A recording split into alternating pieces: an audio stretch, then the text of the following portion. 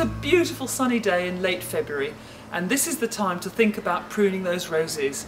It's one of the most common things that people ask us for help with, because everybody seems to love roses and they do need a little bit of care and attention to get the best out of them. So today I'm going to show you how to prune this rose in my own garden. It's called Rosa Gertrude Jekyll, and it's a climber, a very old and very loved rose. It's very popular and we plant it in a lot of gardens of our clients.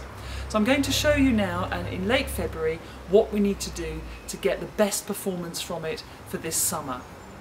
So what I'm looking for is to shorten these lateral stems back to the first bud, and any stems that are growing back into the fence, I want to cut them off completely, because they'll just grow back towards the fence and they're not going to get enough light to produce any flowers. So if I start cutting very carefully, because these are very thorny and spiky, I'm looking to shorten these right back so that the rose, when I've finished working, is very neat and tidy. I will also retie in the stems back to my system of wires that I put up a couple of years ago, and I use a soft brown string.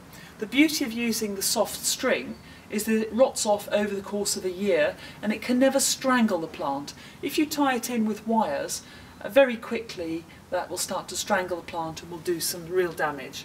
So I'm methodically working along the stem here, taking out all the excess growth from last year to come up with a nice strong framework that will produce all my lovely flowers later this year.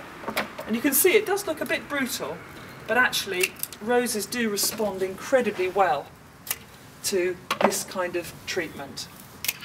Right, I've finished pruning these stems now back to these laterals, as you can see here, and I'm now going to tie this stem into this horizontal wire that I put up a couple of years ago. I've cut off all the old string that lasted about a year, and I'm now going to use some new string. So first up, what I'd need to do is tie this string onto the wire. That will give us a little bit of buffer between the stem and the wire to stop it rubbing.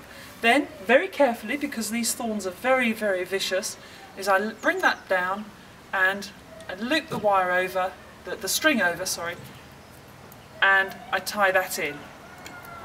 Any kind of knot there is fine, reef knot, granny knot, whatever. And that will start to hold the stem down horizontal.